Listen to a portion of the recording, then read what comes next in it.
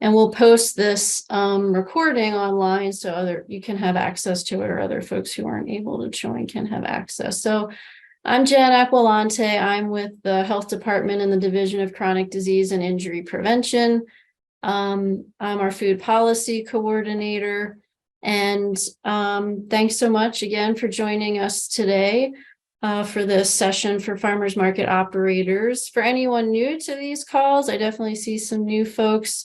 We've been holding these in partnership with the health department, our different divisions of the health department and Parks and Recreation since the start of COVID, as a way to share information about COVID safety guidelines when all of that was new, and we wanted to make sure we were following protocols, and we've been doing that since, and it seemed like it was a valuable space to share information and updates, so we decided to keep doing them annually.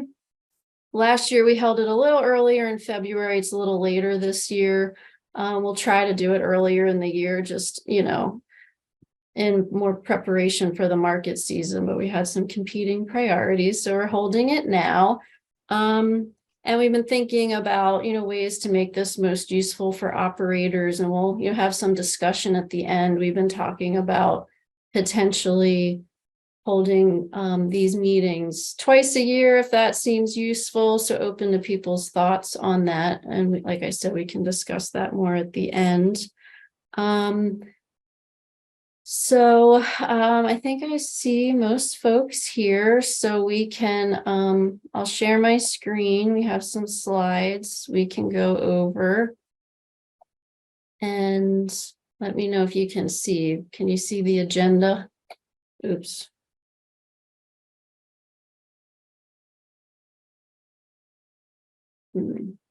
Why is this not advancing? Can you see the agenda now?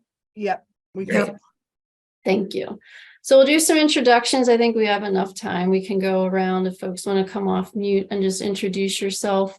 We'll go over some operation of farmers markets, or talk about registration and food sampling and what's required if you're on Parks and Rec land. We'll update you on the Farmers Market Finder app, which is a new version of our map that we had last year. We'll have a new version of that this year. We'll go over some the nutrition assistance program resources. We'll get some updates from the Food Trust on the Farmers Market Promotion Program grant they received in partnership with the Health Department and Parks and Rec. We'll have some announcements and updates from Ash Richards from Parks and Rec to talk about the Urban Ag Plan, from Brian Moyer from Penn State Extension. And then we'll just leave some time, like I said, for just questions and feedback from you all. So if we want to go ahead and go do a round of introductions, I can start. So I'm Jen Aquilante from the Department of Health, Division of Chronic Disease and Injury Prevention, and I'm our food policy coordinator. I guess we could start maybe with other Health Department and Parks and Rec city staff. So Mika, I'm looking at you, so maybe you could go next. Yeah. Hi all, Mika Root, Program Manager for Nutrition and Physical Activity in the same division as Jen at the Health Department, and I'll pass it to Usman. Hi everyone, I'm an intern for the Public Health Department and Parks and Rec. I'll be recording today's meeting and taking notes. Hello, everyone. I'm Danelle Brown from Farm Philly, Department of Parks and Rec. Hey, everybody. My name is Dawn Kieswetter. I'm with the Health Department, Environmental Health Services, and I've been with the Health Department for about 20 years now, and I am currently Acting Director for Environmental Health Services. Good afternoon, everyone. My name is Ash Richards. I'm the Director of Urban Agriculture at Parks and Rec and a part of the Farm Philly team. I think that's all of us. I think I saw maybe W. Hey everyone. Oh, there you go. Good afternoon. Sorry, I jumped in a little bit late. I am W. Lepchuk. I work for Parks and Recreation. I am the concession administrator, and I help permit farmers markets on PPR land. Great, thanks so much. So if that's all of us from the city, I'll pass it on to others who want to introduce. Julie, why don't you start us off? Because I see you on my screen. Hi, I'm with Farm to City. I've been there almost 2 years. And I run 12 farmers markets in and around the city. So nice to see you all. Great, I'll thanks, jump in. Annie. Go ahead. Hi, I'm Diana Minkus. With the Food Trust, we also run a network of farmers markets around the city of Philadelphia. Nice to see everyone. Hi, everyone. My name is Justine Bacon. I'm the new market manager at the East Falls Farmers Market, and I'm really excited to be here and to get to know you guys and see what I can learn. Hey, I'm Julie Margulies, and I'm former market manager of the East Falls Farmers Market, but I'm just sitting in, so.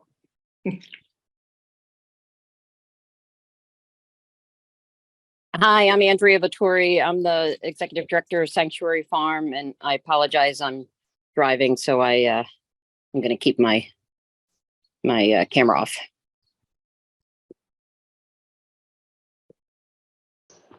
Hi, I'm Lauren, the market manager of the Aubrey Farmers Market, and the supply chain coordinator for a network of farms called the Honeybrook Harvest Collective. Hello, I am Bilal, the program manager over at the Food Trust. I might keep my camera off. I know we're not supposed to multitask, but maybe I am just a little bit. But hey, how you guys doing? I wasn't sure if we were doing multiple people per organization. So while we're at it, my name's Alyssa, and I also support the farmers markets at the Food Trust. I'm Jean. I am at Brewerytown Garden, and I help to manage the farm stand there.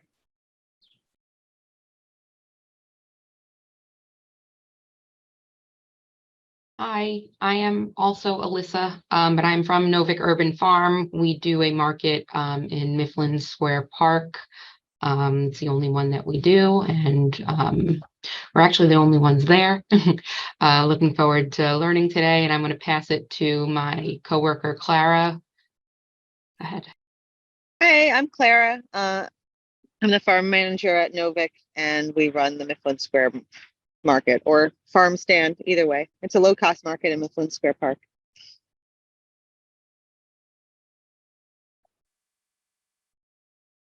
I'm Brian Moyer with Penn State Extension and the PA Farm Markets program that we manage.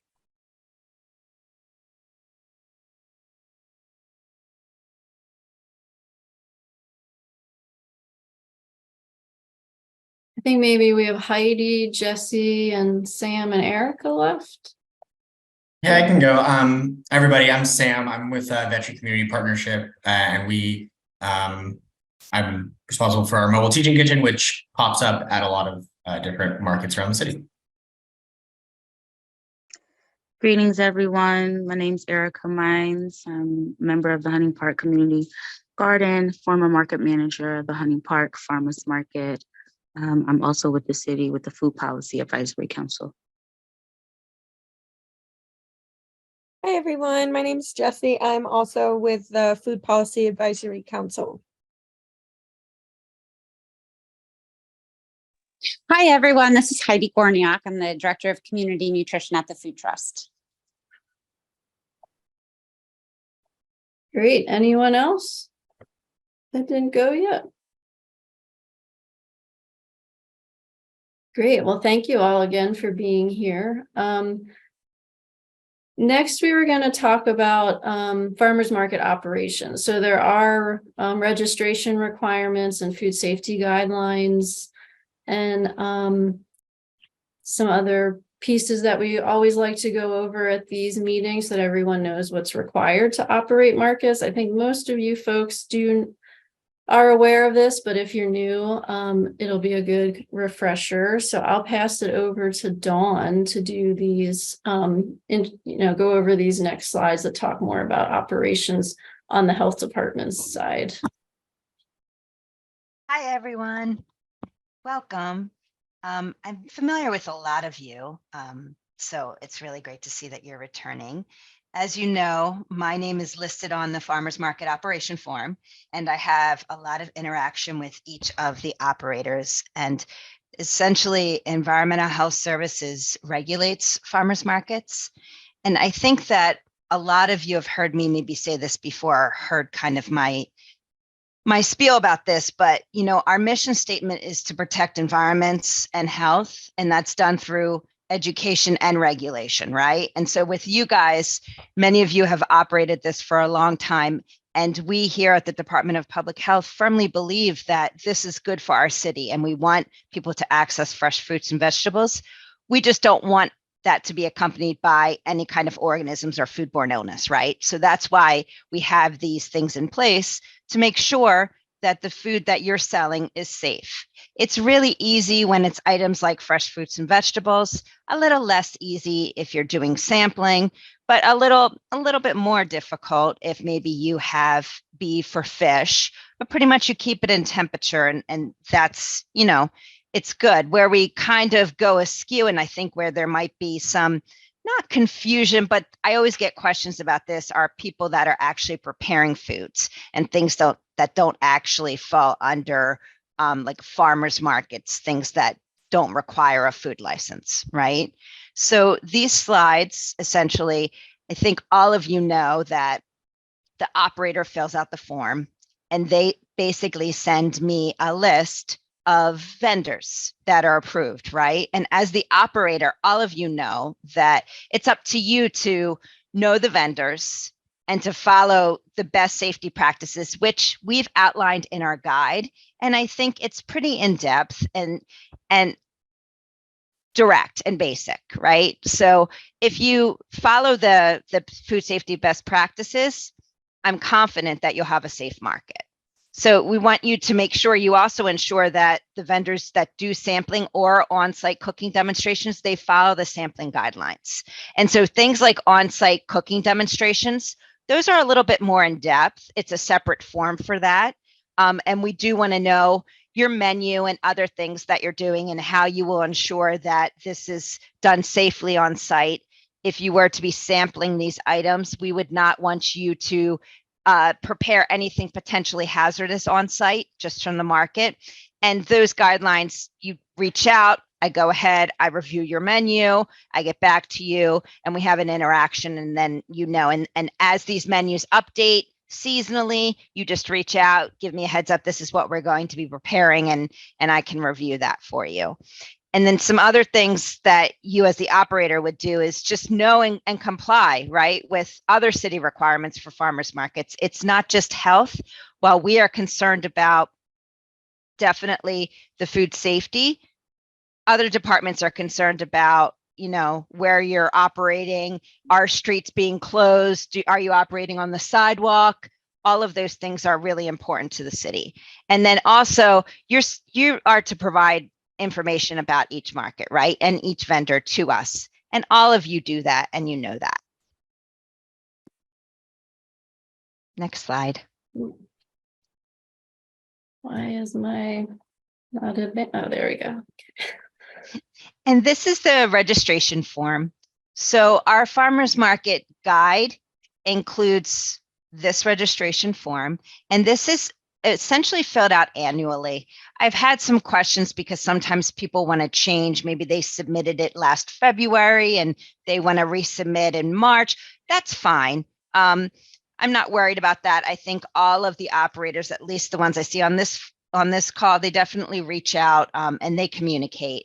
And some of the things that we want to know from this form is like your organization, where you're operating, the people that I could talk to, reach out to, and contact, right? In case I have questions, in case something pops up, in case there's a vendor that's there that wasn't approved, or throughout the course of the market, if new information comes up, that we have a constant dialogue. And this is kind of the meat and potatoes of the form. It's the market information. So this is important, and oftentimes if for folks that have multiple markets, you put all of these, market names on here, the address, the days and the times. And to make this easier for both you and me, essentially what I do is I go through a lot of the vendors overlap for folks that have or organizations that have multiple markets. So I will go ahead and review all the vendors and approve all the markets. So it makes it a lot easier that way. And this is the vendor information. I think sometimes some of you have so many vendors that it's much easier. You already collect this information on an Excel spreadsheet, and that's fine with me. As long as I get the information, it doesn't matter if it's on a spreadsheet or on this particular page of the form. And things that I would want to know are, the name of the vendor, their address and email, what markets they're participating in, and then the products sold, right? Now, permit or license number sometimes people have questions about that because it really depends on what they're selling, and that would depend on what they have. Sometimes they have USDA, sometimes they have Department of Ag registration, so if you ever have any questions, or if I have any questions, I review all of this stuff and then I reach out and I say, they should have this, could you get me this, or could you get me that? Or sometimes people will reach out, say, I'm not quite sure, is this the right thing? And that's fine. And the issuing agency would essentially be, is it sometimes, again, it may be the USDA, it might be the Department of Ag, it might be another county that they're registered in, all of that stuff. Oftentimes, it's really good if I can't find them, I will ask for a copy of that. We do like to actually see it. Sometimes that's helpful if you're confused. You can always ask the vendor for a copy of this information and send it to me. That often helps with the process as well. These are kind of the best practices, right? So again, we want to make sure that these items are transported in a sanitary manner. And I think most of you are familiar with that. Anything that really becomes, a lot of these items, if they're going to be washed by the consumer, that's a lot less, we don't look at that as intensely. But if it's pre-cut food items or products that are to be sampled, we definitely need to have those in clean, sanitized containers, okay? And we definitely need to have those at temperature.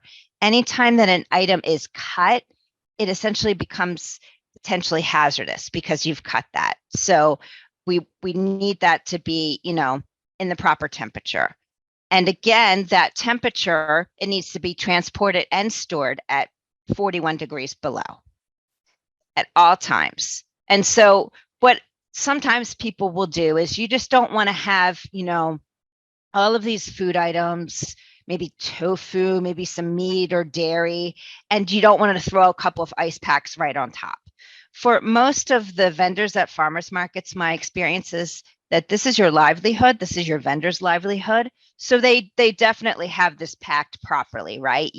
No one will buy any meat that's, not completely frozen or not in temperature. No one will buy any fish, So all of these things are pretty intuitive for a lot of these vendors, but it's always good to make sure that people understand that these are the regulations and the rules. And it's always good to have a thermometer on site to monitor temperature, especially if you have potentially hazardous items.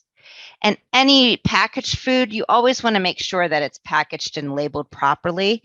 Things like the name of the product, the ingredient, the name and address of the manufacturer or distributor, those are all things that are important. They're particularly important if we ever needed to trace back an item. They should be sourced from a business that has good food safety practices, right? And the appropriate licensing. And that's why we ask for that information on the form. And again, so no products made in an unlicensed home kitchen are allowed. In Philadelphia, we do not allow people to make items in their own home. In other counties, and this may apply to your market, if they are registered with the Department of Ag, then we allow that to happen as long as they're registered and they have everything appropriate with the state. But in Philadelphia County, they cannot operate out of a home kitchen.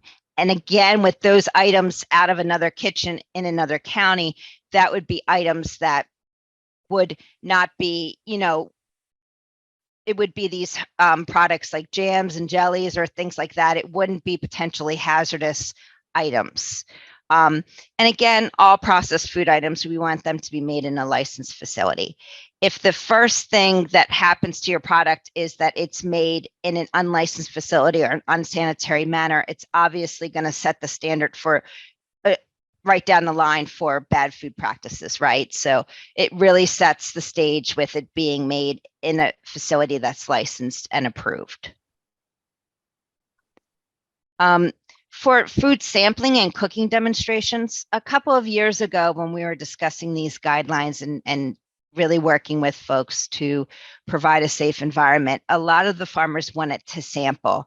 And at the time, there wasn't really a mechanism to do that because we didn't want people cutting, a bunch of food items on site. Generally, we don't allow that. But in this case, if it's non-potentially hazardous items like apples or something seasonal that you have and you'd like to provide a sample, again, you have to have a temporary hand wash station, right? We do have guidelines there that are more specific about what is needed to do this safely. We do like to have, oftentimes it's a separate Cambro on site so that you can wash that food item like an apple before you're actually going to cut it and slice it. Cooking demos are allowed on site, but again, I do need that form, and that form has different information about where you're going to prepare these items. If some of it is going to be cut, where is it going to be cut prior to making it? And we want this as soon as possible, right? Because it takes a little while to review and there might be some questions. So we often say 2 weeks prior to demonstration, but the sooner the better with these things. And like I said, if you submit a cooking demo form for the year or just like an idea of, we're probably going to do these items and it changes throughout the year based on seasonality of the item, that is fine. You can always reach out. These, this is kind of a quick little guide that's in the guide to what can be sold and what is needed. And essentially for anything that's ready to eat, so like whole fruits and vegetables, that's pretty easy for us. And that doesn't require a retail food license. Potentially hazardous foods, such as like whole, meats, chicken, seafood, eggs, cheese, they don't necessarily require a retail food license. Prepackaged prepared foods, it depends on what the pastries, breads, and cakes are, but generally it's all non-potentially hazardous, and those don't require retail food license. But again, the nuance here is that they have to be made in an approved facility, right? So that's why it's important that when you have these items like these prepackaged baked goods, that you tell me where they're being made or show me those licenses. And sampling or cooking demonstrations, they don't require a food license, of course, but they do require that you follow the guidelines and that you register. And then preparing foods on site for sale. So that tends to become, sometimes people are a little bit confused, but anytime, and even items that are like fully cooked and prepared, like if you were to have, I don't know, like sandwiches or salads or something like that, that would require, that is full, that's now you've combined a bunch of different items and you're doing it somewhere, right? You're preparing it in a facility, in an establishment. That would require a permanent special event vendor license or a mobile vending license, depending. But a lot of these are tables at the farmers market, so they tend to be permanent special event vendors. If you're preparing anything, whole bean coffee, that's okay. But if you're actually preparing the coffee on site, that's a permanent special event vending application and license. And it's literally, it's $150. There is some equipment to apply and it's annual. There is some equipment that is needed for that. And there is a license that is annual as well. I think it's $165, but then you're good for the entire year. You will never be called into question You will be inspected if we find you at an event, or if you're at one of these at these markets and we're actually out inspecting, we will inspect you, but it means that you can continue to operate, and you can operate, at any event throughout the city. And those typically tend to be the things that I get the most questions about, is what needs to be a permanent special event vendor and what needs a license to operate. Yeah, question. So the difference between the baked goods, and the preparing foods on site, of those two licenses, is there anything that describes that in a little bit more detail? No, it's honestly case by case, because this was something that was written in the ordinance about the baked goods and the breads and jellies. And so if it's something that is potentially hazardous, it really, I don't mean to be so, I would need to know what the operation is, right? You couldn't base your operation on whether you're going to do it or not based on what I say, you know what I mean? You tell me what you're doing and I can tell you. But it tends to be, honestly, it's like sandwiches that would require a prepared food, right? Like if it's a sandwich with meat and cheese, that would require a permanent special event vendor license. It tends to be the nuance. I'm sorry, I think sometimes the vagueness is, it's not vagueness, it's just that we need to know the operation, right? But I know that makes it a little bit less clear for everyone. And Dawn, would you say the best bet if vendors do have questions is just to reach out to you or the special event email? Yes, I would say you can reach out to me, and if I refer the vendor or you to the special events unit, then that means that that's what you need, right? Because if you reach out to me, then we can go ahead and check and make sure.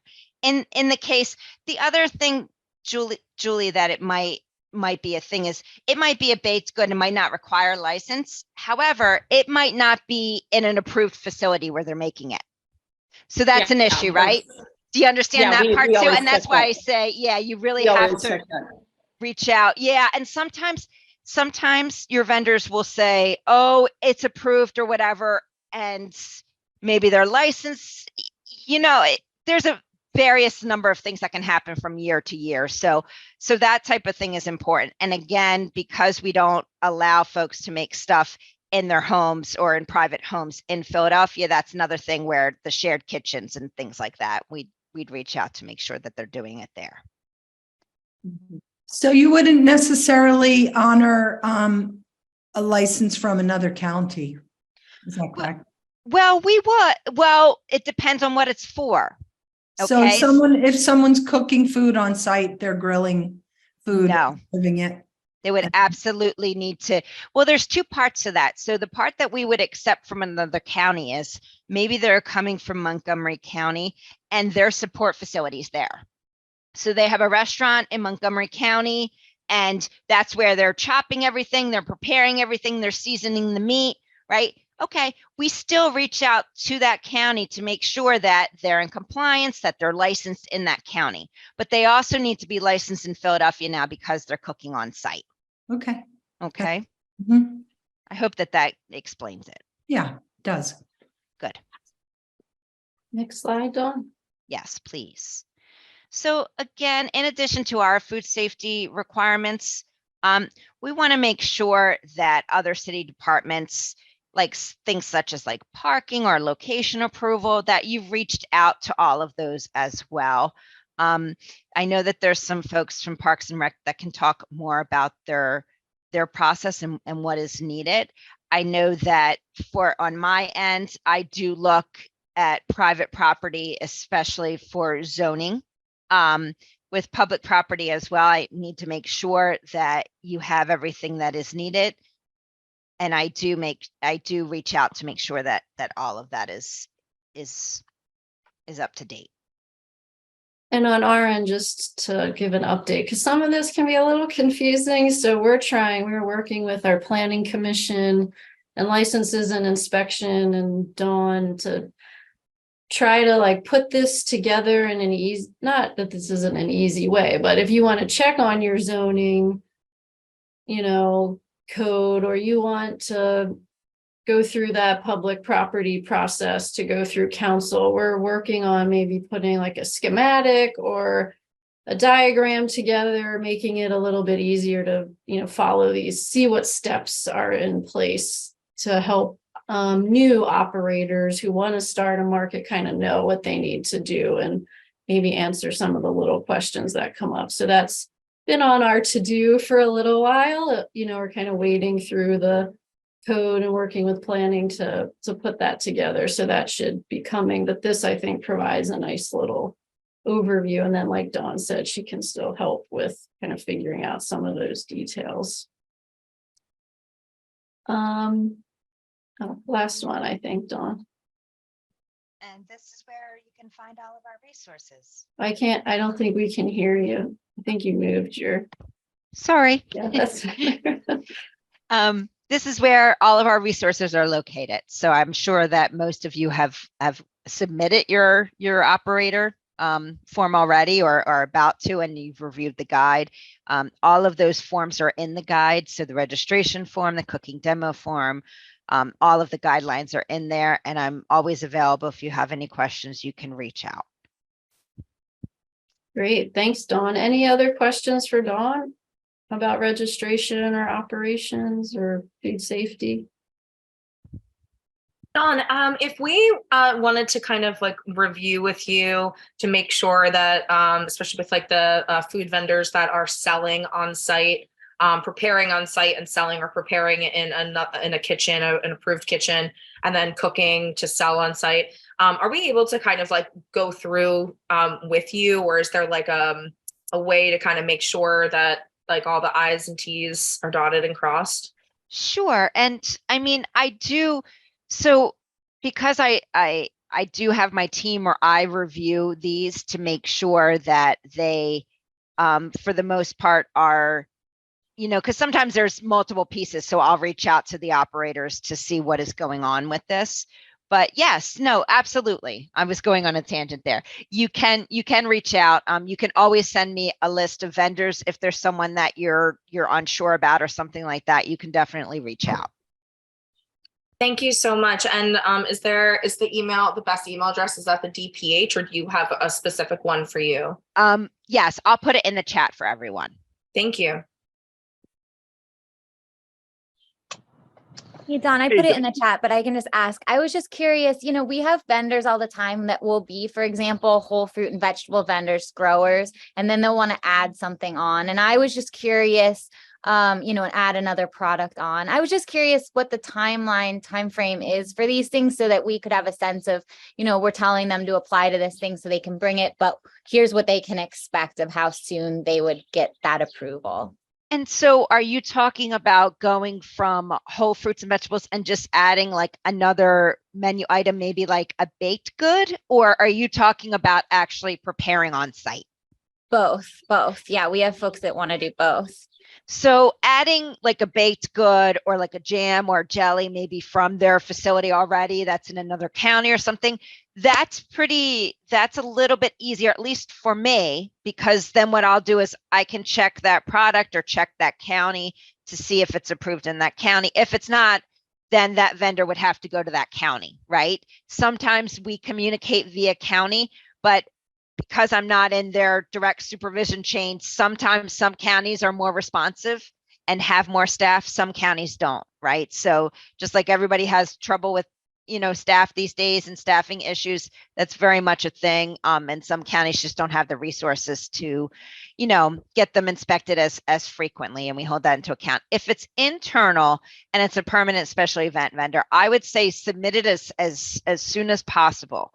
So these vendors, because they're permanent special event vendors, they can operate at all events throughout the city. And as you know, this, I think since 2020, this event season has already been stacking up to be very busy. So those are processed through our special events unit, and we try to get them. But if you want them to operate, if you submit the application today and you're like, I'm going to have them operate at this weekend's farmers market, that might not be a reality. We generally ask for 30 days. Okay. If it's a little bit more notification than 2 weeks, we can make it work.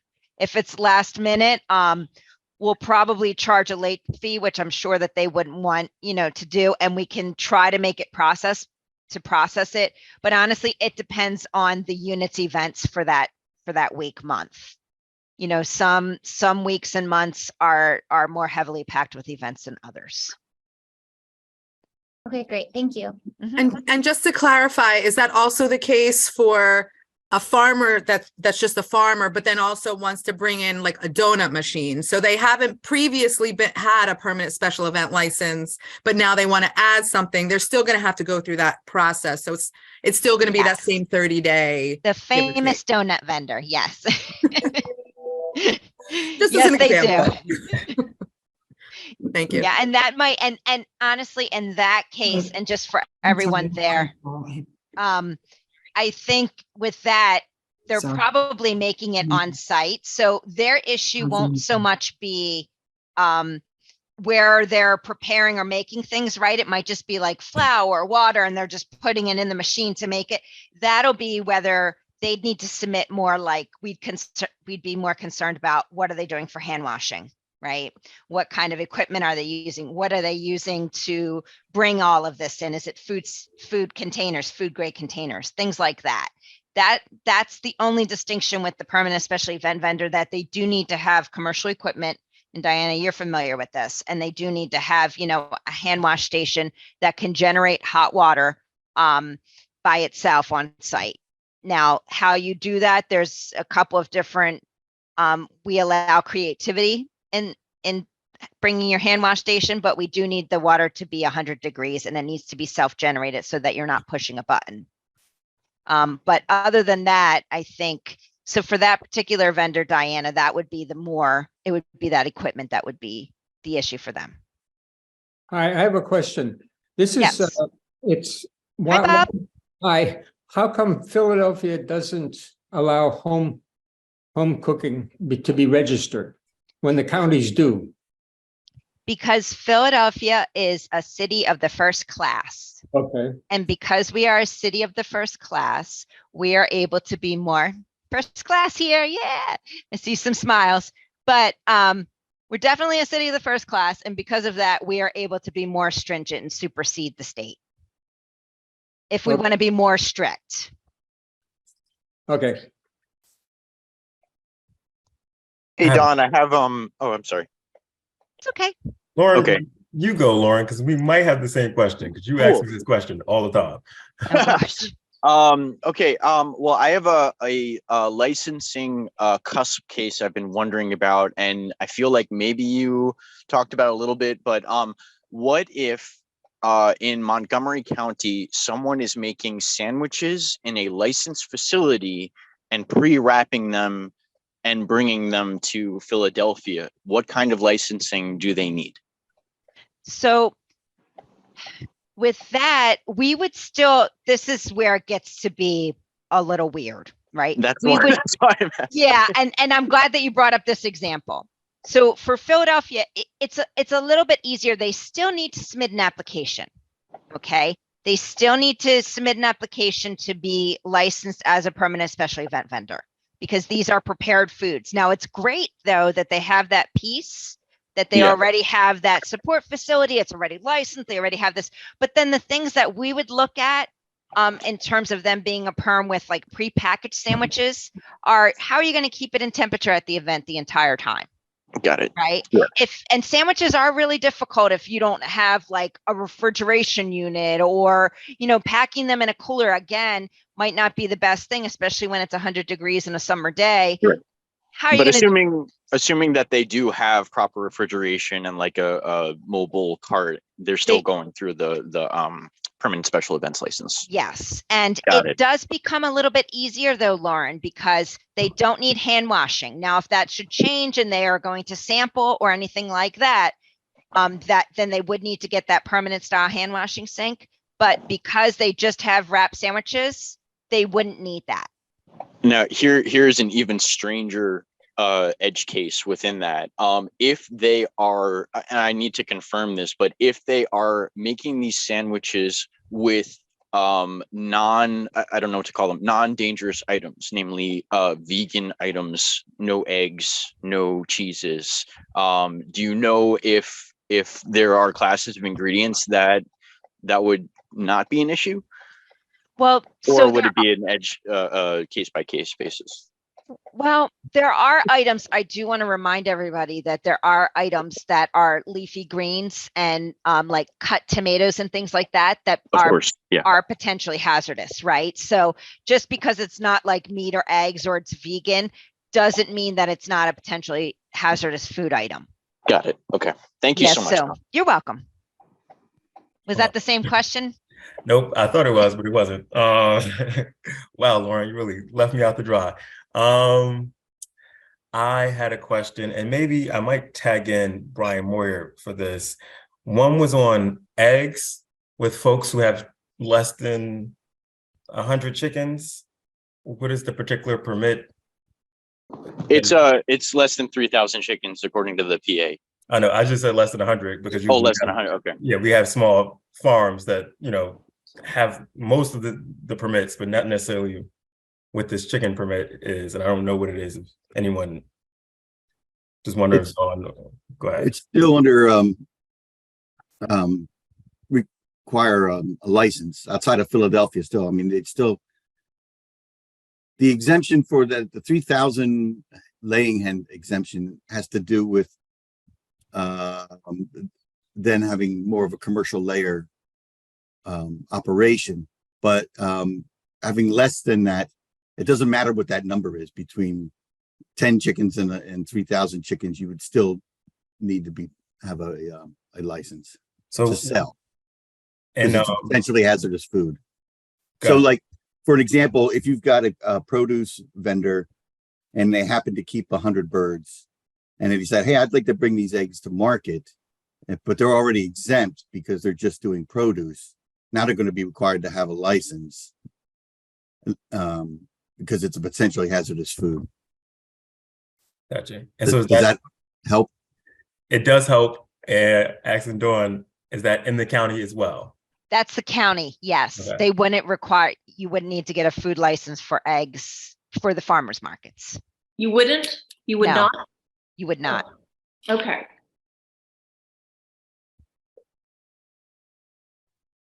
Now, if you started making omelets, you would. Okay, similar for honey, things like that. Honey, yeah, well, yes, but honey has been, because what's happening with certain honeys are that people are infusing honey with like chilies or other things in which they're cooking the chilies, right? And then they're infusing the honey. So then that becomes almost, so honey generally, yes, but we have run across some infused honeys where we have at least required them to make sure that they're doing it in an approved facility, right? Those honeys, and it has to be a licensed approved facility. My other product was going to be cider. What's the cider permit that you guys are looking for? Which kind of cider? Hard cider? I mean, like sweet cider or hard cider? You know, alcoholic or non-alcoholic? Non-alcoholic cider. Okay. See, for me, what stable, right? It would still need to be made. For me, it's probably going to be made out of county, right? Yes. So I would need to make sure that it was made in a licensed and approved and inspected facility. Gotcha. And bottled properly. They generally have to be permitted by the state, by the Department of Agriculture, if I'm not mistaken. I believe so too. To make and sell cider. Because I think it's a potentially hazardous process, right? I'm not 100% sure on that. It goes back well over a decade of where there was a big outbreak of something in, I think in the West, in a cider. And that's when they started requiring pasteurization of cider. Yeah. And if it's not pasteurized, then there's certain guidelines you have to, And also the other thing with bottling is that sometimes it does require bottling, at least in the city of Philadelphia, especially things like kombucha, that requires a HACCP plan. And those are other types of things that we might run across that might, Mhm. require submission of other items to make sure that it's being done correctly, even if it's in other counties. I had a question for Brian. Dawn, I appreciate you kind of going through and making yourself available on the city side. I was curious, Brian, is there something that we could be referencing that has kind of these line by lines in a county USDA? We have like a general guide that we use as an organization, but it definitely, we still, like Bilal just brought up cider, it has still some holes. So I was just curious if you knew of any resources that could be used to kind of complement the city requirements, since we're working with so many growers and producers outside of the city. Yeah, the guidelines that Department of Ag has put out when the law was changed, that basically they created one set of guidelines for the entire state, with the exception, I think, of like Philadelphia and Pittsburgh, who can do, above that. But what the change was is that whether it was a municipal health department or a county health department, they couldn't change the rules. They'll always say that this is the rules, this is what they are. You can't do more, you can't do less. And that was about 2010. So there's those guidelines. Do you have those, Alyssa? If not, I can get the link and put it in the chat. I was gonna say, could you just drop us the link? Yeah, I can do that. Thank you. Appreciate you, Brian. Great. Lots of questions. Any more questions for Dawn before we move on? This is great. Thank you, Dawn. No problem. And Dawn shared her email. Definitely feel free to follow up with her if you have additional questions. There are these resources on the phila.gov website, so definitely check those out. And we'll just move on to, I wanted to mention the Farmers Market Finder app. So currently there's the map on that phila.gov Farmers Markets website, which is just a map embedded on that operators page. So it's not like the easiest, best spot for it. We just put it there in the interim to have a map of all markets. And these are just markets in the city. And I've been working with our Office of Innovation and Technology on that, but we will be creating a map that will be a Finder app. So it will look like the phila.gov/food site, which I will see. You probably won't. Can you see the map, the Finder app? Or is it still sharing my we can see that. Okay, thank you. So it'll look more like this. So it'll be the same setup and it'll have different information, obviously, but it'll just be its own page, its own website, easier to access and get to. And then you'll have all the points and you'll be able to click on the points and find information about the markets specifically. So it'll have a lot of the same content, but just look a little different. So that will be available soon. You probably received many emails from me recently, but we need to do a survey in order to populate that map. So I did send out a survey last year. So it's a similar process. The survey looks a little different. So if you didn't receive that email or that survey, let me know and I can send it to you. The link's also in the slides, which I'll reshare in a sec. But if you could fill out that survey and let us know if you're able, all the information about your market, and it just helps us populate the, sorry, I'm trying to reshare my screen and it's not doing what I wanted to do. So you can fill out that survey. It automatically populates the ArcGIS platform and goes into that map. So please do complete that for us. We were asking for completion by the 19th. If you need a little more time, let me know. If you're not sure of your market information yet, you could try just putting in like TBD for like days or times and see if, it lets you submit that. So at least we'll get the information up on the map. And then that should stay open, that survey, so you could always go back to it and refill it out. If you have multiple markets, you would have to fill one out, do a survey for each market. So we do request that you do that so we have the most accurate information. So if anyone has questions about that, just let me know. And I can put the link to the survey in the chat. Hang on one sec. Let me reshare my screen.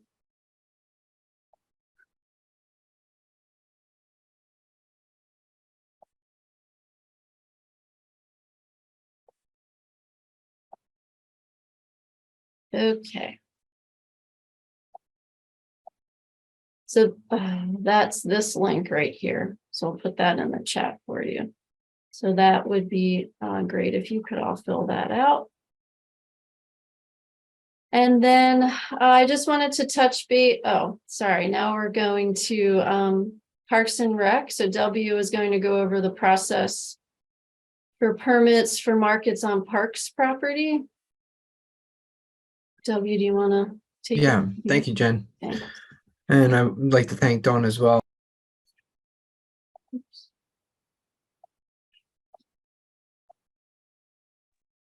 Okay. Can you hear me? Sorry, I think I muted you by accident. That's okay. We're good. Yes. All right. Thanks, Jen. And thank you, Dawn. Just wanted to go over real quick. I mean, it pretty much, the health department carries the weight of the water here, is pretty much the main, gatekeepers of like these farmers markets. And we kind of dovetail on the back end because Dawn and Jen and the rest of the health department do a great job at kind of making sure that our markets are safe. Really, when it comes to us, is usually a farmer's market that is interested in vending on Parks and Rec property or land. They already have ties to the community. They probably already know like a district manager or maybe like a rec leader. They already have, connections in regards to like the community. So really on our end is just we want to make sure to be able to permit the market, just to kind of say that, Parks and Recreation acknowledges the farmers market and that they're holding it at so-and-so site on these set dates and times. Like I said, we pretty much piggyback off of the health department. Dawn reviews the market. And for instance, if it wants to be on Parks and Rec property, then they would reach out to me directly and I would be able to kind of just paper up that permit for them. Usually though, like I said, people would already know where they would want the market. There's already a demand for it. But if somebody is interested in starting a new farmer's market and, before going through all of these steps, filling out all the forms, it's probably better to, if they just wanted to make a market solely on Parks and Recreation property, probably be best to get in contact with me. I noticed, Jen, that back a few slides, it had Mark Wilkins information on there. So I wanted to update that. I can give you my email and my contact information, which is right down there. It was on a previous slide. It still had Mark Wilkin under the Parks and Recreation information. Yeah, it's actually in the operator's guide, so we have to Okay. update the actual operator's Okay. guide. But yeah, I caught that too. So like I was saying, yeah, if there's somebody interested in wanting to vend on Parks and Recreation property, you can reach out to me. I can get you in touch with a district manager or rec leader. We can kind of have that conversation on the back end to see if that would be viable, to see if we would want to hold a market in that location. And then from there, you would be able to continue the process with filling out the farmers market operation forms and everything like that. If anybody has any questions, I'd be happy to answer as best as I can. I have a quick question. Sure. Are there separate permits for like one-off events at Parks and Recreation, properties and or would it be like the same exact process? So you're saying like for a pop-up market, like a one-day pop-up market? Yeah. Yeah, I guess if it would be falling under the same guidelines of like selling food or anything like that, it would probably be under the farmers market guidelines. I think that whole thing would have to be filled out and vetted from the health department. But if we're talking something like an event or some other type of programming, then there's like different pathways for that. It's Okay. kind of but I guess it really depends on what type of event you want to have. So if it's kind of along the lines of the farmers market where you're selling food and packaged edible food, then I would assume you would have to go through the farmers market for that, Okay. Thank you so much. the operation form. Yep.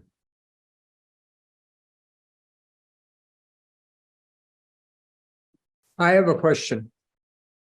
It's the coordination between the when the Parks and Rec commissary license forms have to be in, and the date of the approval from the health department. Because sometimes there's the health department hasn't approved yet, and we're late with the Parks and Rec application because we haven't gotten that yet. Is there some way to coordinate that so that we can do them both either at the same time or either before the other? Yeah, I mean, you can contact Parks and Rec, so you can email me prior to or at the same time as your application is in with health, but usually we will not be able to permit that site unless we get Dawn's approval or anybody from the health department that reviewed the application and gave Parks and Recreation the green light to say, okay, we've reviewed it and we approved the market. So at the same time, to be honest, it's just like a formality on our end where we can, just kind of issue the permit. We can have a really quick turnaround time. The biggest process, like I said, is from the health department. They have to really look into a lot of that and do a lot of footwork there. Just from on our end is just a quick permit turnaround time schedule. What is your schedule? Like, you can relay that information to us so we can kind of have that all ready to go. But it's really going to be dependent on when the health department approves the market. Okay, thank you. I just want to say too, and I'm sorry to interrupt W, but we do try to coordinate and not have our approval hang up anything with Parks and Rec. And oftentimes what happens is it's like a group email between me and W. And everybody and the operator just saying that I'm reviewing this, and you know what I mean? Or if anything, we'll approve this market without this vendor until we've determined that this vendor can operate or not. That's worked informally in the past, Dawn. Yes. Thank you, Dawn. Okay. Any other questions? Well, thanks, W. You have his contact info. And Thank you, everyone. Now I was just going to go over some basics about SNAP and Farmers Market Nutrition Program voucher and Philly Food Bucks info. I feel like most of you probably are accepting these and know this info, but just wanted to share it just in case. So if you are interested in accepting EBT and you don't already, not that this is super helpful, but the Pennsylvania Department of Human Services offers free wired device options. So not wireless. They used to have a grant from the USDA that provided free wireless devices, but that ended. So I just checked in with Tanya Holloway at the state. She said they do still have wired devices, but I think they're not the most user friendly. But if you are interested in that, feel free to reach out directly to her. If you do want to accept EBT, obviously you have to be an authorized SNAP retailer first through Food and Nutrition Service with USDA. So there is an online application that market vendors must complete. If you have questions about that process, you can reach out directly to Debbie Crosby at USDA. I've emailed both these folks. They're usually very responsive, so they should be able to help you out. There's also Market Link, which I did reach out to them to see if they could join us or send info, but I didn't hear back. But they're a program of the National Association of Farmers Market Nutrition Programs. So they do have grants where they can offer support for equipment. There's a form you can fill out online at this link to see if you're eligible. I think for some states, if you have other funding, maybe they don't do as much, but you could look into it and see if there's some caveats to what they offer, but they can do wireless devices and I think, give you, so much coverage. They use card readers. So you would have to have like an iPad or an iPhone. And then they give you like a card reader and you can take EBT that way. So you can look into that if you're interested. The Farmers Market Nutrition Program vouchers. So these are vouchers that come from the Department of Agriculture. So seniors receive FMMP checks and WIC, women, infants, and children that are on WIC receive FMMP checks as well. And these are redeemed at qualified farmers market and roadside stands. So these are more focused on locally grown fresh fruits, vegetables, and edible herbs. So you can only use them on Pennsylvania fruits, vegetables, and herbs. The FMMP season runs from June 1st to November 30th. So they have to use all those checks by the 30th. So farmers can register for this. They can contact the Department of Agriculture for an application. Tierney Belanger is the FMMP administrator. So I put her contact info here. And there's also, just in case you probably know this, but there is an FMMP market locator app. You can put it on Apple or Android phones. So consumers can actually find markets through this app. So if you want to share that out with folks. And there's also on the web, the U.S. Department of Agriculture's website. You can also go on their website to find the application, as well as a list of markets that accept FMMP. I don't think it's totally up to date. I don't think they take old ones off, but it looks like they put new ones on. So I'm not sure if all of them actually do, but that's at that website link online. So if you want more information about that, and you don't already accept FMNP. And then Philly Food Bucks is a program through the Food Trust, a nutrition incentive program that offers coupons for free fresh fruits and vegetables.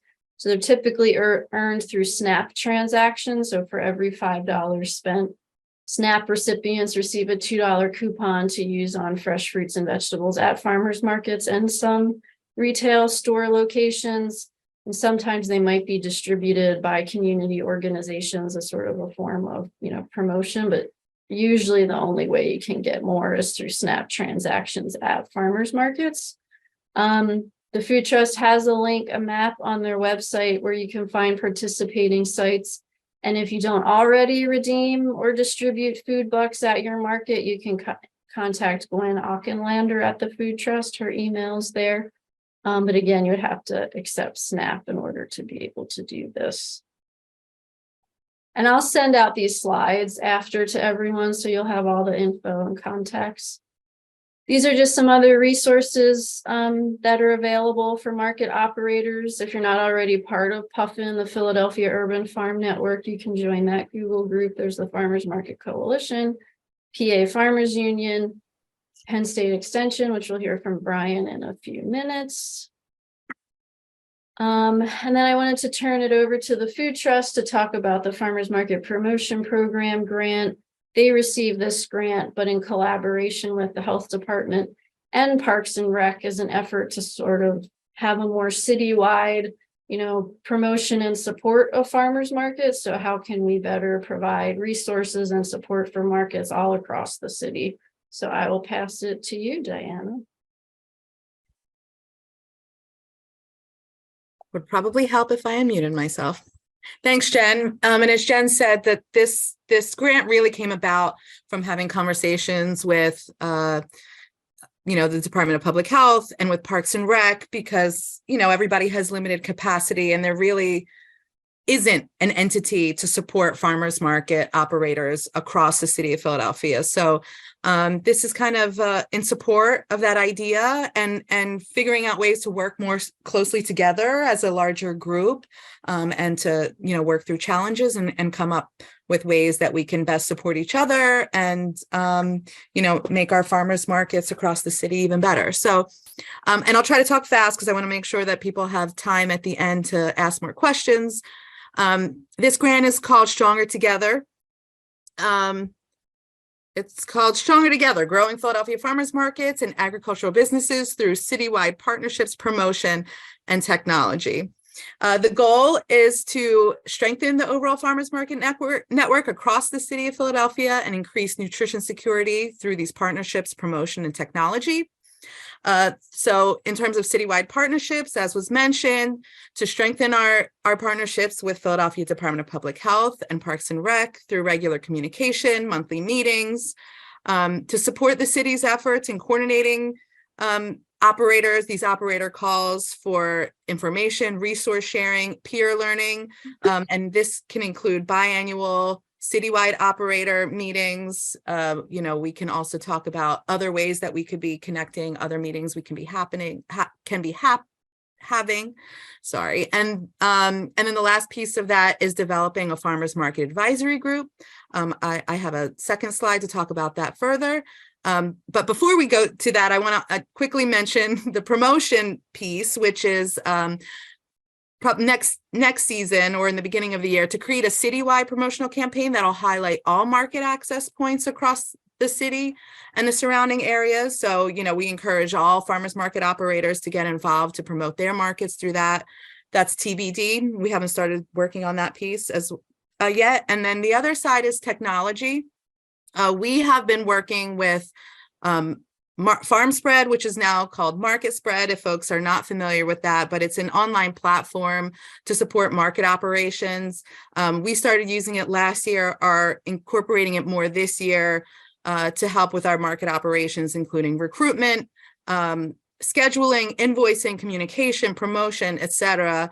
But in addition to that, now that we're getting more comfortable with using the platform as it currently exists, we're going to be working with Market Spread to develop an online purchasing platform that'll be designed to create a network of local ag businesses with a variety of purchasers, with a goal of increasing connections and revenue streams for farmers. For example, finding new or alternative income streams for vendors with a pre-order system for a variety of potential purchasers like early education sites, corner stores, health centers, connecting them with other vendors that might need to buy in produce for their market. And so that's where we're going with that. And now the Farmers Market Advisory Group, this again is in partnership with our friends at the city and with support from the FMPP grant. We tested this out in a previous version that was really successful, but we're going to have a new cohort of advisory group members composed of urban and rural farmers, farmers market vendors, community members, other local food stakeholders. We just started the recruitment process. There's a link here for the application. And happy to share that in the chat as well, to provide broader range support and a greater focus on building capacity, skills, and strategies for farmers in PA to strengthen operations and to increase sales in the communities that they serve. This Farmers Market Advisory Group will support new and existing farmers, again, markets across the city, not just food trust markets, with increased access to webinars, a community of learning. So members of this group will help inform market operations, identify or create resources, identify areas for peer-to-peer technical assistance, and serve as a community of learning and feedback. And we can also be leveraging networks to explore new opportunities for farmers and other market vendors to increase sales while also increasing fruit and vegetable access across Philadelphia. I don't think that it's a secret that, getting farmers market vendors into the city of Philadelphia has become increasingly challenging for a variety of reasons. And so we kind of all want to put our heads together and figure out ways that we could be supporting our vendors overall. If selected, there is a stipend for participating.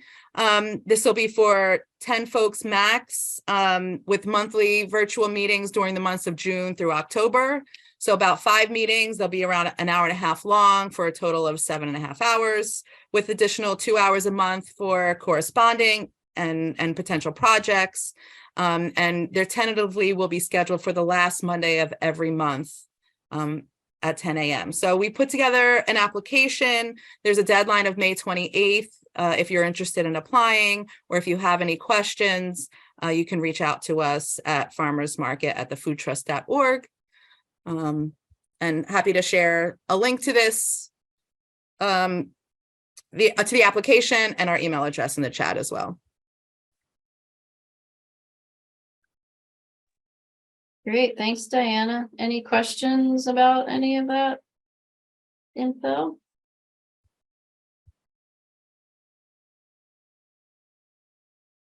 Awesome. Well, thank you, Diana. So we just wanted to share out some updates. So Ash Richards, the Director of Urban Agriculture, is going to share about the newly released Urban Agriculture Plan. So I'll pass it to you, Ash. Hey, everybody. Thank you so much. I'm just going to drop a link in the chat. So if you want to download the plan, you could find it there at farmphilly.org. And so the only updates that I want to share is, of course, the plan is done and we had the release party last month that was really fun and successful. And the way that we'll be pursuing implementing the plan is we're still figuring out how to structure implementation groups.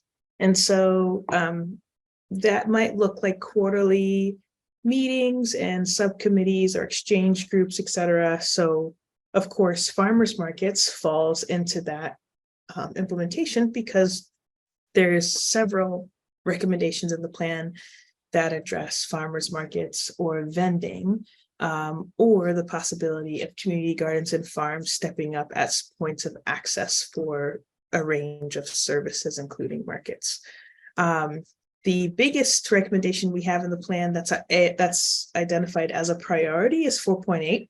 And that's to support the safe and fair farmers markets and food stand operations throughout the city and prioritizing the expansion of food access and food security to low to no access areas. So what does that look like? It can look like a lot of things. That recommendation is so robust. It has about 10 sub recommendations underneath that colossal recommendation. And we already getting started on that with some of the work that we're trying to do with the health department and the food trust. But I think a big part of that for us is we would like to see all markets in the city accepting benefits. And so in the next couple of years, we'll have to be thinking through how do we finance that? And how do we, if we're going to require everyone to accept SNAP and WIC, we have to be able to roll out EBT technology training and also the equipment and just kind of think through what that would look like for a rollout. There are other cities that have that as a requirement and have successfully done that. So we'll be looking at those case studies, et cetera. We also just want to encourage the increase of folks using WIC and FMNP, the Farmers Market Nutrition Program at the markets. And so thinking through what that looks like across the board and how you as operators can help us do that rollout of promotion when we figure out what that looks like and what kind of campaign we want to do, that would be very helpful. There is an administrative change that's about to happen. So we're going to have a new mayor this year, et cetera. So we also just need to think strategically about when we roll things out. Is this going to be a part of the new regime or the old, et cetera? So I'll stop there because there's not really a whole lot of time, but I would love to hear from anyone if you have any questions about the Urban Agriculture Plan and how this relates to you and your work.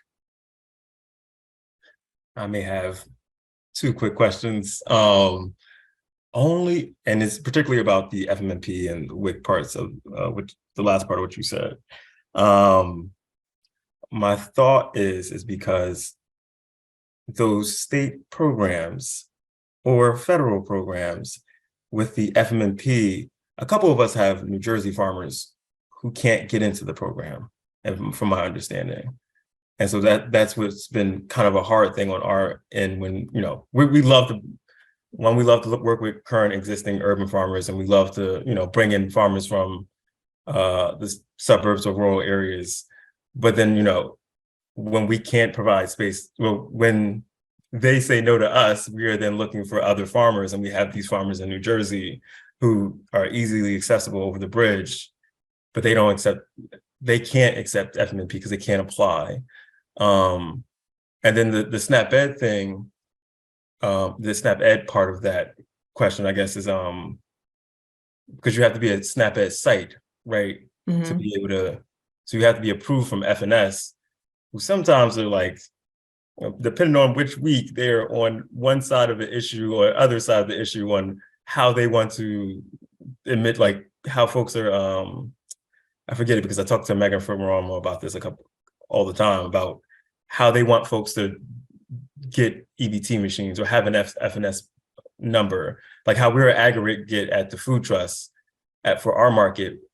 But, we're always trying to push folks to get their own EBT machines. But then depending on the week at FNS, they're like, we want the vendors to have it. We want the organizations to have it. I feel like that's like another like cluster of problems, like things that don't necessarily have anything to do with our overhead plan, but just saying like, those seem like problems to come up against when we want to do. Like, I think that's a great idea to have folks being able to FMNP and SNAP, but just that.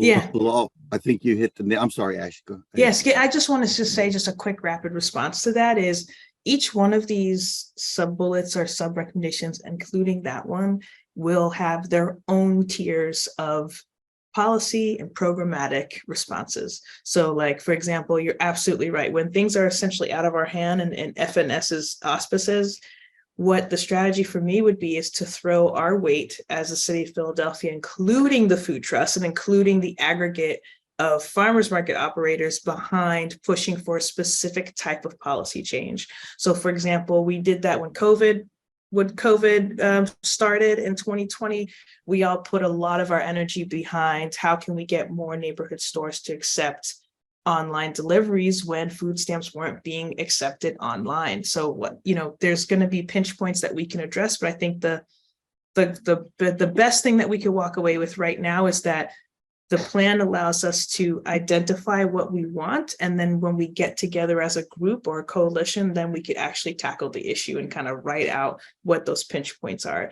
But I think the best thing is that the outcome will be from all of us putting our weight behind whatever it is that policy change that we're trying to advocate for. So in the past, when you have been trying to communicate with FNS or the school district, for example, is like another hurdle that we'll have. But when we all are pushing at the same time, I think we can actually advance some of these conversations to actually work. And maybe there can be an exception for New Jersey farmers if we push for there to be some sort of policy change there.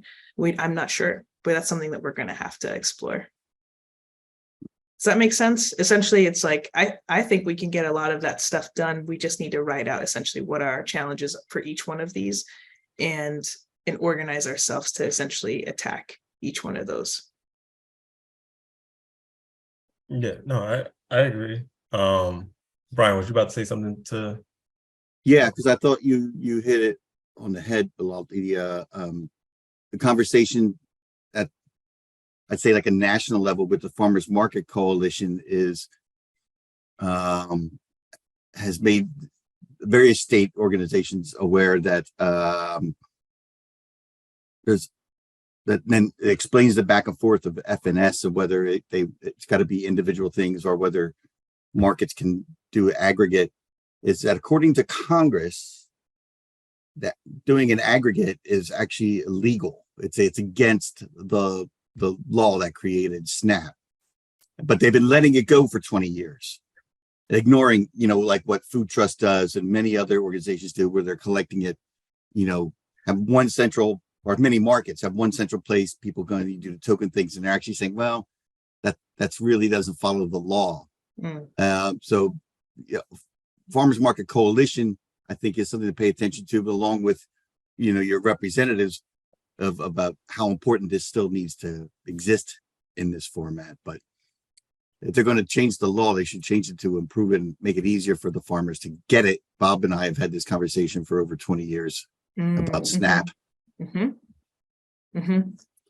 honestly, on the positive side, we've got a lot of state reps. We have other political supports, not just Philadelphia City Council, but also state reps who are interested in this conversation as well. So that's a plus. And so when we open up the doors to start implementing some of these recommendations, we're also going to be including not just city people, of course, public members, nonprofits, state reps, et cetera. So it'll be a very diversified approach, the extension office, to start tackling some of these very complex issues, including the FMMP and working with FNS and the FNS office in Philadelphia, which I don't know if any of you have ever interacted with, but there's a lot of challenges there.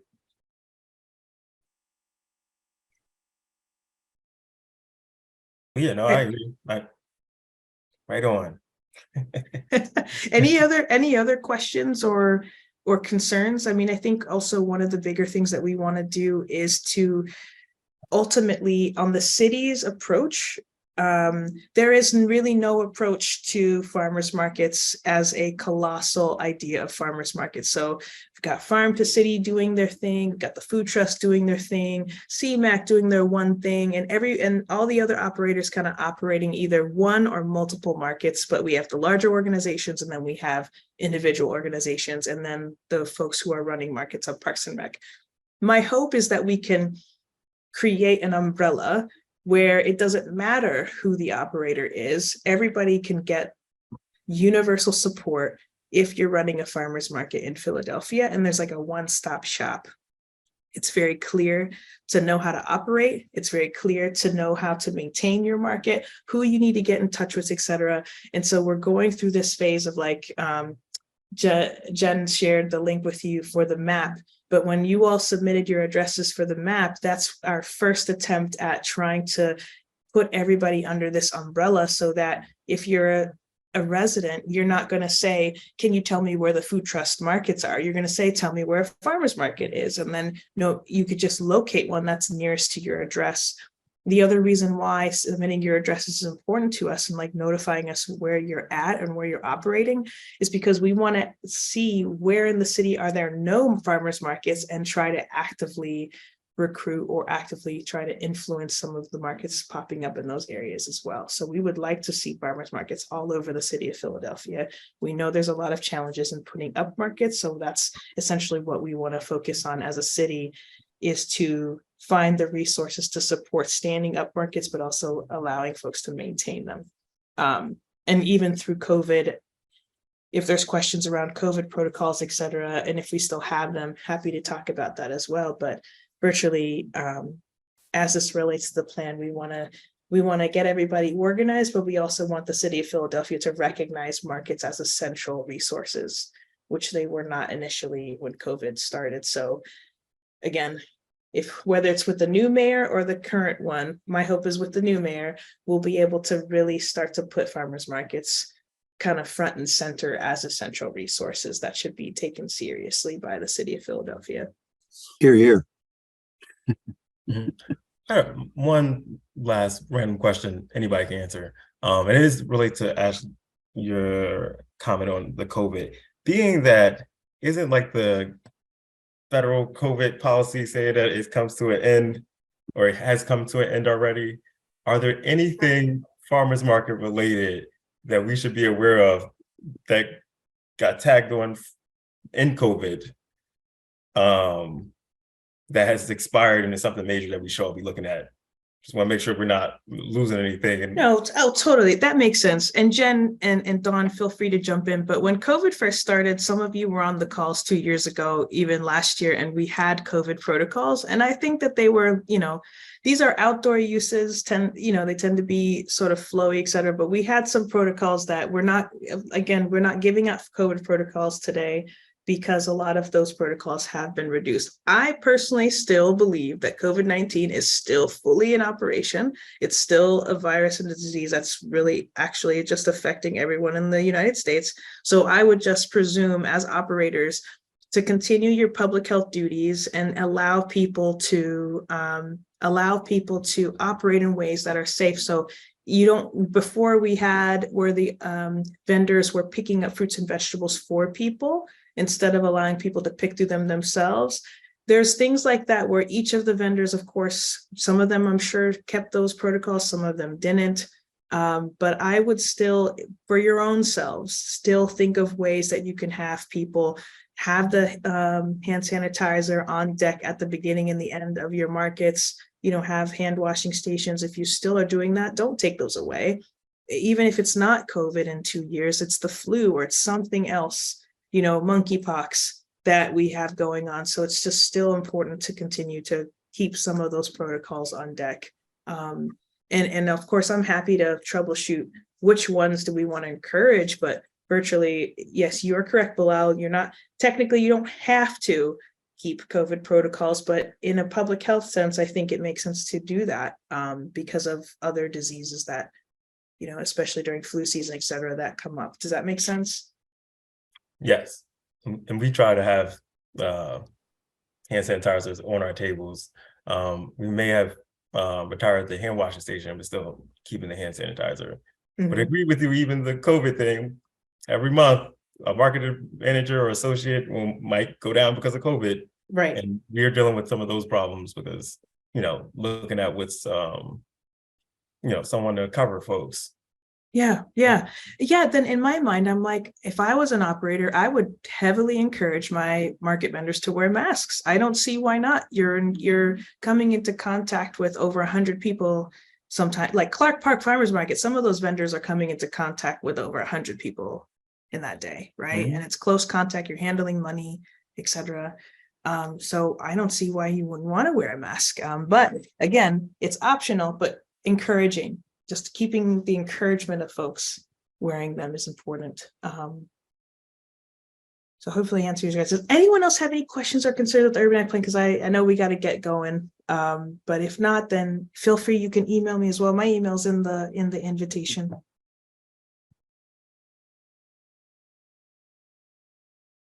Okay, hearing none. Oh, sorry. Does someone say something? I was just gonna move all of this. All right. Hearing none. We didn't talk about animals at markets, but that will be for next time. Yeah. Dogs at markets. I won't want to throw in a worm in this basket, so you keep going. Well, we're just at time. I just want to be mindful that we set till 2:30, but if folks want to stay on and talk about anything, we do have a few other things we were going to go over. But Justine, I'm sorry, I think you were going to say something.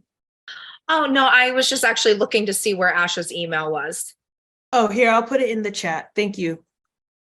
We were going to have Brian share some updates from Penn State Extension. Brian, do you have time to still do that? I'll just share the major thing I'm working on, and Bilal is involved in that as well. So now, but because everything you guys are talking about more important than anything I was going to share. But I'm working on a project from the USDA. This is a pilot. This season is a pilot season for this project because they're using up funds because it's the end of a farm bill session. And the idea, and hopefully to get it, what I'm working on funded in the next farm bill, and that is collecting pricing information at farmers markets. So I'm working on with also some of our data experts here at Penn State Extension too, that we're creating a tool. I have created it. It works. Finally, it took months to get this to work. And working with about 14 markets across Pennsylvania. And key produce items and some other things and some dairy items to collect pricing information of what stuff is selling for at farmers markets. The state tends to look at Pennsylvania in 7 regions. And so I'm just picking 2 markets in each region. And then every week you can use a tablet or your smartphone to be able to click on a link, enter the pricing information. It automatically comes to me in a spreadsheet. So I don't even have to bug you for information. It will automatically come to me. I'll probably send you, but you'll get a reminder every week that don't forget to collect the pricing. And the benefit of this is it's not done. It's done a little bit in some places, but it's not done anywhere. So if this works, and then and USDA is happy with the results it creates, then they can offer it to other states. So we're actually a pilot state in this to make this work. USDA collects prices on everything, but they have no idea on it. And you probably know most of your vendors. You ask them, how did you come up with the price for that? They said, well, that's what guy over here is selling it for, or I don't know, it's what the grocery store sells it for. And it's not a really good way of creating pricing systems. So as a producer, to be able to, this is posted every week, and they would be able to look at what are strawberries going for this week. What are they going for at the beginning, at this point in May compared to a month from now when the season is winding down. So it's, and it varies all over the place. And so it'll be benefit the producers in the fact that they can price their stuff more accurately and maybe even more equitably and fairly, because they just don't know. Right. And yeah. Right. Many a true word is said in jest, but isn't this price fixing? No, it's done all, well, agriculture, antitrust applies to everywhere except baseball and agriculture. So it's how, and you can find a price on anything in agriculture in the Lancaster Farmer every single week or on the USDA website. Okay. The retail prices are posted. It's going in the grocery stores posted every single week. It's just not at farmers markets. Good. Okay. So, I don't know that it is, because it's all over the place. What stuff is selling for your markets in Philadelphia isn't going to be the same as going for Lewisburg in the center of the state, or even Pittsburgh for that matter. I'm a kudos to you for knowing the antitrust or baseball agriculture. Like, who knows that?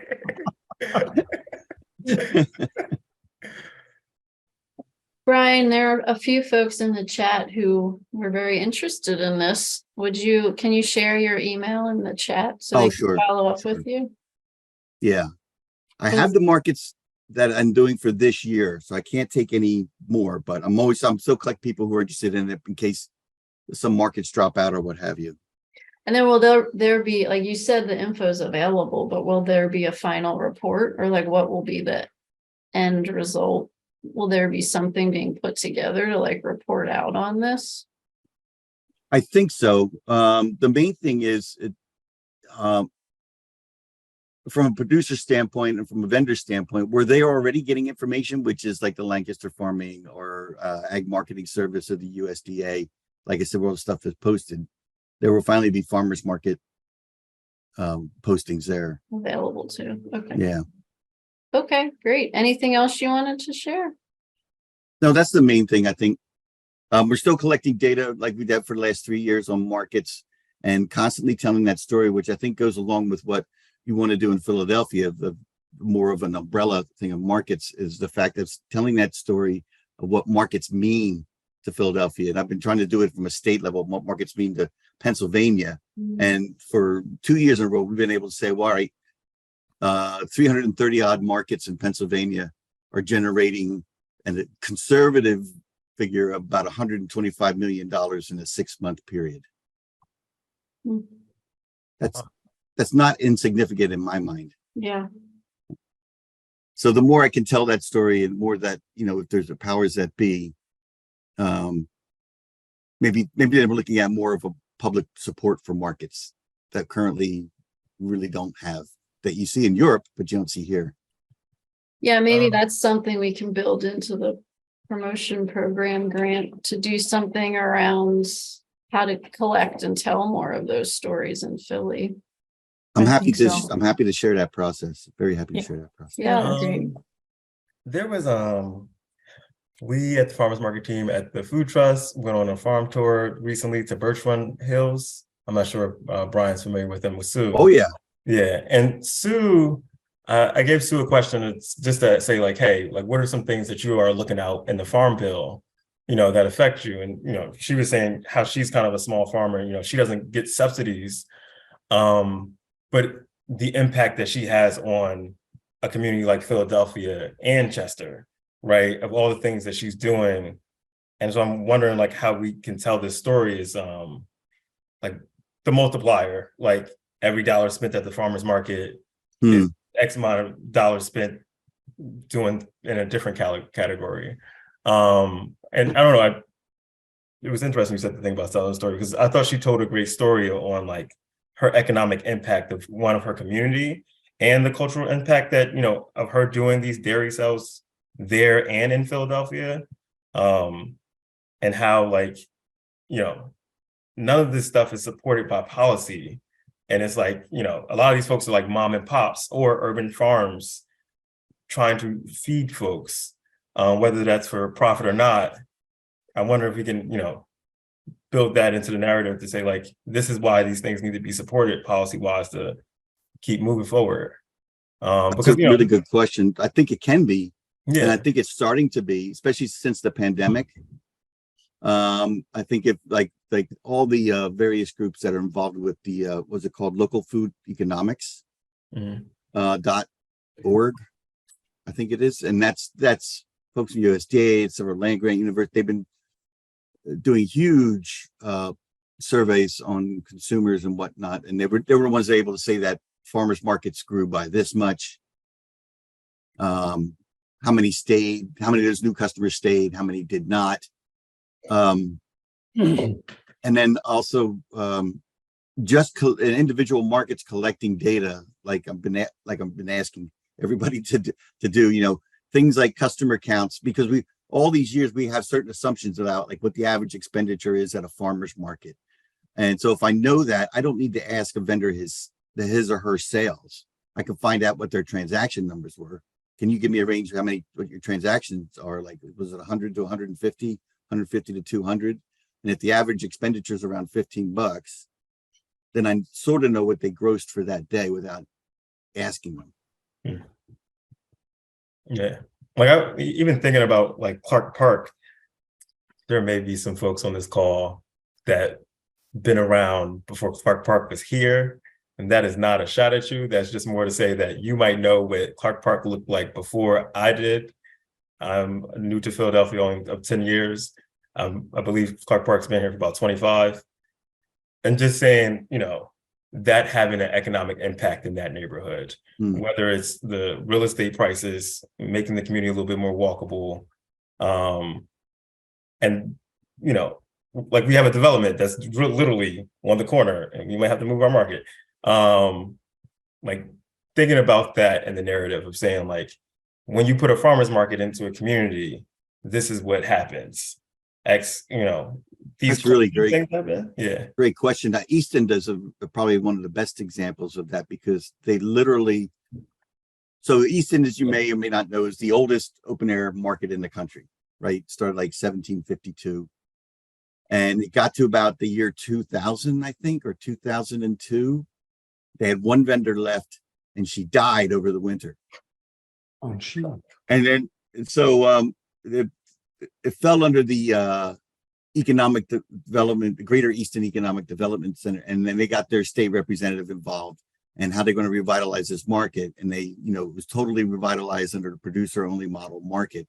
And you can actually see, you know, the square of the city, it was built for a market. But you could see almost like the economic development effects of that as the market was successful, just grow at it. So 2 or 3 years ago, they're looking to replicate that in other areas of the city that need it. So they started a Wednesday market, and I think they called them the South neighborhood of Easton, where there's food access issues. So I think they're trying to do, I think, exactly what if I'm not misunderstanding you, Bilal, what you're talking about. Yeah, no, I agree. Literally, I am G-chatting Alyssa to say, like, this is a great intern project. To follow up on some of these, like, economic indicators, right? Of either when the market was there, when the market was doing the best time, COVID market, to see, you know, how much we have been doing better. Because I think that helps us, you know, for the urban ag plan or the, you know, federal stuff for the farm bill to say, hey, this is why markets are important. And this is why we need to, you know, support them and have more consistency about supporting them. Absolutely. Yeah. Well, I have to hop off to another meeting. But thanks so much for letting me be part of the conversation. This was fantastic. Yeah, thanks so much. I do want to just share one last thing, if folks don't mind.